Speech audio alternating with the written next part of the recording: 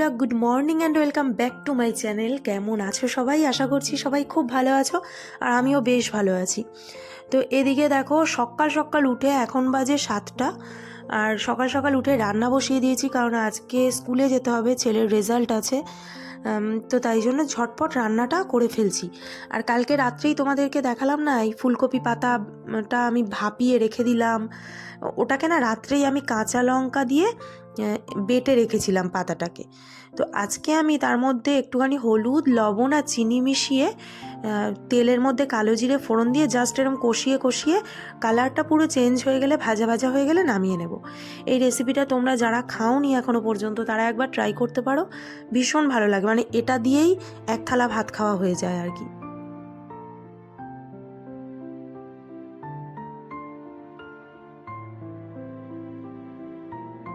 তো দেখো, কষাতে কষাতে না কালারটা এরকম কালচে হয়ে যাবে, পুরো চেঞ্জ হয়ে যাবে, ওরকম সবুজ ব্যাপারটা থাকবে না। আর কিছুই ঝঞ্ঝাট না, শুধু পাতাটা বেটে নিলেই একটু হয়ে যায়। আর মশলা তো কিছু লাগেই না দেখতে পেলে। তো জিনিসটা খুবই সুন্দর খেতে হয়েছিল। আর এটা হয়ে যাওয়ার পরে একদিকে তো ভাত অলরেডি মানে হচ্ছে, বসিয়ে দিয়েছি, আর কাজের দিদি ওদিকে কাজ করতেও এসে গেছে। আর আমি এরপরে ডিমের ঝোলটা করে নেব। ও তার মধ্যে ছেলেকে বললাম একটু বিছানা গোছা, তো ও বালিশগুলো গোছাচ্ছিল। আমি বললাম দুজনে মিলে চল গুছিয়ে নিই, তাড়াতাড়ি হয়ে যাবে। এবার ও বালিশগুলো গোছাচ্ছিল আর আমি এদিকে বালাপোস্টটা ভাঁজ করছিলাম। তো এইভাবে আর কি দুজনে মিলে বিছানাটা গুছিয়ে ফেলেছি ঝটপট করে। স্কুল থাকলে না ভীষণ তাড়াহুড়ো করে কাজ করতে হয়।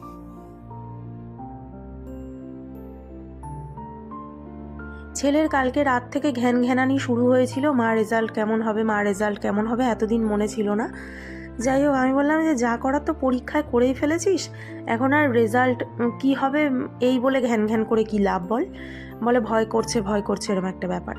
আমি যেই এটা বললাম, আমাকে কি বললো জানো? আমাকে বললো যে তোমার রেজাল্ট বেরোনোর আগের দিন ভয় করতো না, রেজাল্ট হাতে পাওয়ার আগের মুহূর্তে তোমার ভয় করতো না, তখন কি তুমি ভাবতে যে পরীক্ষাটা যেমন দিয়েছি রেজাল্টটা তেমন হবে? এরকম ভাবতে পারতে? তোমারও তো ভয় করতো। আমি বললাম হ্যাঁ তা ঠিক। স্বীকারও করলাম ছেলের কাছে, হ্যাঁ ঠিক, রেজাল্ট বেরোনোর আগের দিন থেকে আবার একটু শুরু হতো ভয় ভয় ব্যাপারটা, যে কি আসবে নম্বর, কি আসবে নম্বর, এরকম একটা ব্যাপার। তো বিছানাটা গুছিয়ে নিয়েছি, এরই মধ্যে ছেলে স্নান হয়ে গেছে সকাল সকাল। 8টার মধ্যে স্নানটা করে ফেলেছে, করে ফেলে ওর প্রতিদিনের যা কাজ পুজো করা ওটা করছে। আর এদিকে দিদি বাসনটা মেজে ঘরটা মুছতে চলে এসেছে।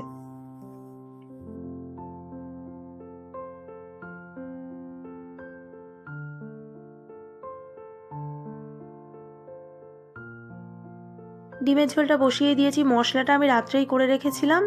আর মানে একটা পেঁয়াজ, 4-5 কোয়া রসুন আর এক টুকরো সামান্য আদা আর টমেটো আর 3টে কাঁচা লঙ্কা বেটে একসঙ্গে রেখে দিয়েছিলাম। এবার তার মধ্যে একটুখানি জিরে গুঁড়ো, হলুদ গুঁড়ো, লবণ এই দিয়ে আর কি পাতলা করে করেছি। নামানোর আগে একটু গরম মশলা দিয়েছি।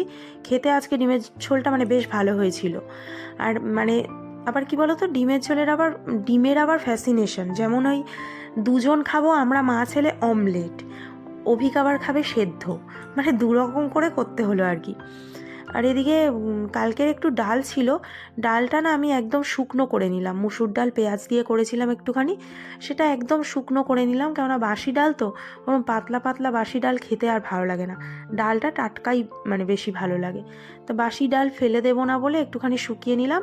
ওদিকে ডালটা শুকনো হচ্ছে বাটিতে, আমি এদিকে কাজ একদম ফেলে রাখতে চাইছি না, ঝটপট করছি, তাই জন্য গ্যাসটা এই একটা সাইডই মুছে রেখে দিচ্ছি, মানে মুছে। আর ওদিকে ডালের বাটিটা ওরকমই বসানো থাকবে, বাদ বাকি কাজ স্কুল থেকে এসে করব।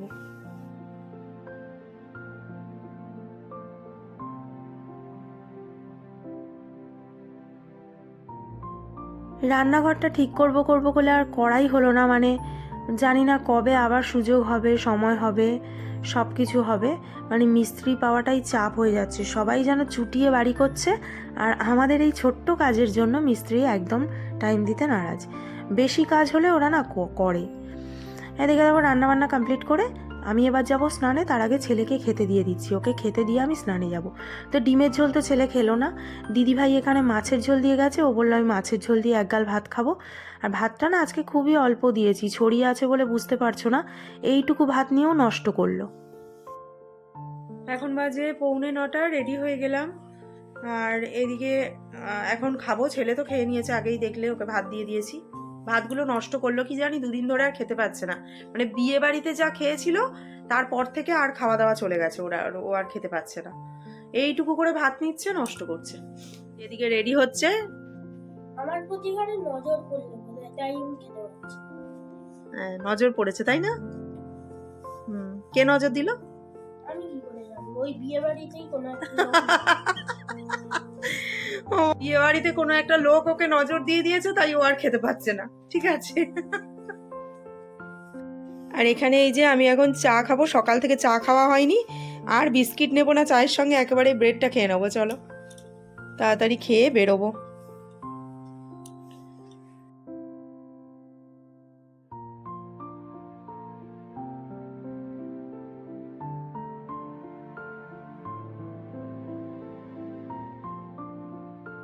রেজাল্টটা নিয়েই, এটা কি একটা নাম বলে, এটা খাওয়ার জন্য আজ অনেক দিন বায়না করছে, তা একবার কিনে দিলাম।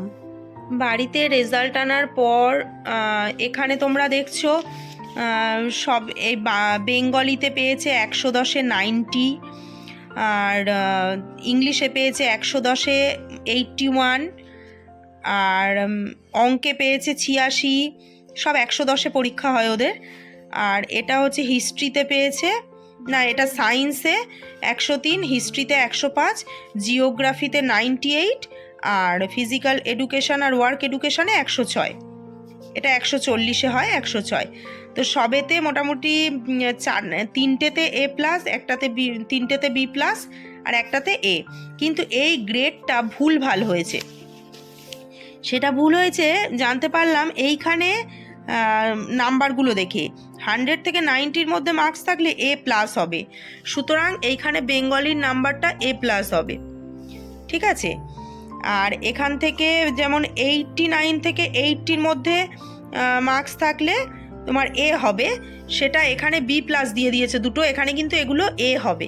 মানে রেজাল্টটা পুরো ভুলভাল ছাপা হয়েছে, মানে এটা স্কুলের কাছ থেকে আশা করা যায় না, কিন্তু এরকম ভুলভাল হয়েছে।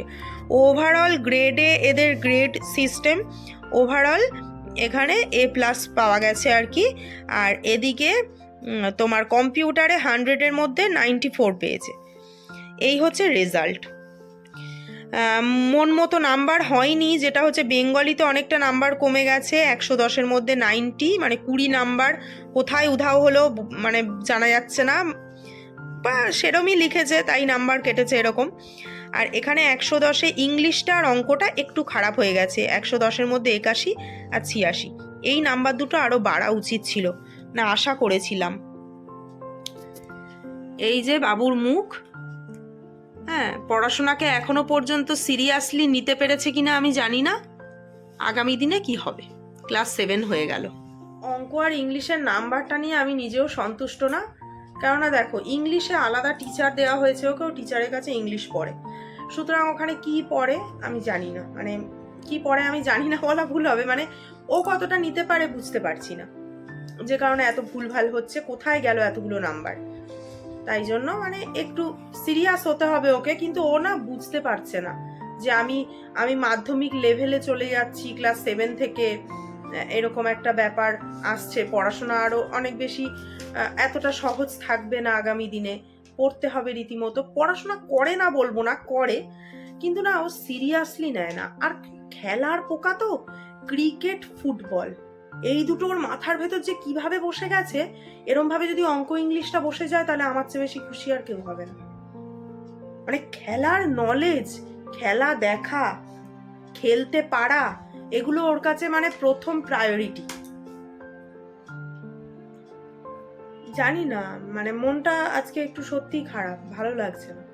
সবাই দেখে বলছে রেজাল্ট ঠিকই আছে, কিন্তু না, ঠিক নেই, ওকে নিজেকে বুঝতে হবে অঙ্কে নাম্বার অনেকটাই কম আছে।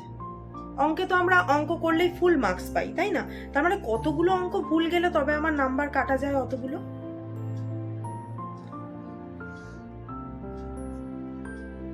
ছেলে তো কিছুই খেতে পাচ্ছে না, দুপুরে খাবে না বললো মা আমার খিদে পেলে আমি একটুখানি চিড়ের পোলাও আছে সেটা খাবো।